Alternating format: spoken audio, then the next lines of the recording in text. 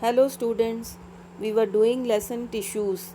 Last turn we had discussed meristematic tissues in plants. Today we'll be doing permanent tissues in plants. So permanent tissues are of two kinds. First is simple permanent tissues and the second is complex permanent tissues. So what are simple permanent tissues? Simple permanent tissues are made up of only one kind of cells. So they are of three kinds: parenchyma, collenchyma, and sclerenchyma. So first we'll be doing parenchyma.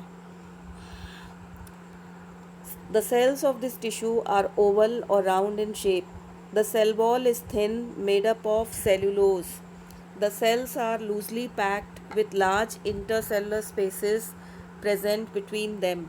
Each cell has a large central vacuole, cytoplasm, and a nucleus. Parenchyma is found in soft parts of the plant like leaves, soft stem, xylem and phloem, cortex and pith.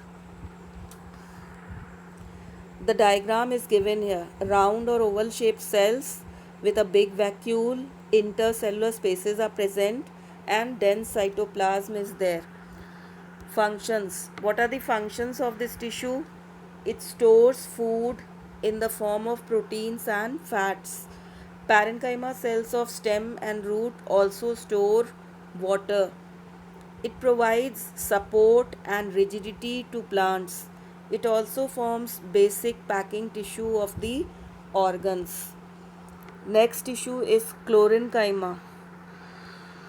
It is a form of parenchyma tissue only. So chlorenchyma is a kind of parenchymatous tissue. Where it is present, it is found in the leaves of green plants. Parenchyma tissue containing chlorophyll and is called chlorenchyma. This chlorenchyma tissue helps in photosynthesis. Now second type of special parenchyma tissue is arenchyma. Arenchyma. In aquatic plants, parenchyma cells have well developed air spaces and are known as arenchyma.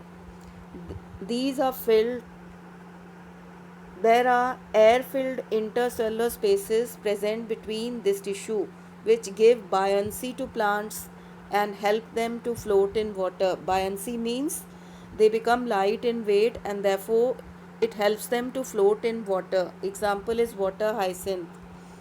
Now second type of permanent tissue is collenchyma. The cells of collenchyma are living. They may be round or elongated. They have thin cell wall but thickened at corners. At the corners there is a thickening, and this thickening is due to deposition of pectin material. Each cell has a large vacuole, cytoplasm and nucleus. There is very little intercellular space between them. Distribution. Collenchyma cells are found in epidermis of stem and stalks of leaves. Stalks of leaves are also called petiole, and in the midrib of leaves. Diagram is shown here. You can see thin cell wall but thickened at corners. Corners are thickened with the material pectin. Functions. Functions of this tissue are: it provides strength and rigidity to the plants due to thickening of walls. It also provides elasticity and flexibility to the plant parts like bending of leaves or stem. So bending of leaves or stem is possible due to the collenchyma tissue. The plants can bend without breaking. So this is the function of collenchyma. Last function is being alive. It also stores food. Next tissue is sclerenchyma. The cells of this tissue are dead. This is the important part, that they are dead. Parenchyma and collenchyma cells are alive, but sclerenchymatous tissues are dead. These are long, narrow, with tapering ends. The cell walls are extremely thickened due to deposition of hard substance called lignin. Lignin is a chemical which acts as a cement, and it gives hardness to the cells. Central cavity of the cell is greatly reduced due to thickening of lignin. Sclerenchyma tissues are of two kinds, fibers and sclerites. The cells which are there, they are called sclerites, and fibers are long with tapering ends. And these cells are very tightly packed, no intercellular spaces are there. So this was all about simple permanent tissue. Now we come on to next topic, complex permanent tissues. Complex permanent tissues, they are made up of more than one type of cells which work in coordination to perform a common function. For example, xylem and phloem. Together they are called vascular bundles.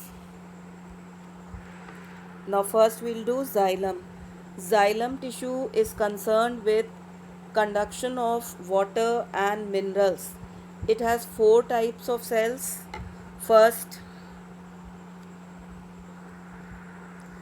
xylem vessels, second xylem tracheids, third xylem parenchyma, and fourth xylem fibers. Xylem tracheids and vessels, they are tubular structures which are used for conduction of water and minerals from the roots to the aerial parts of the plant.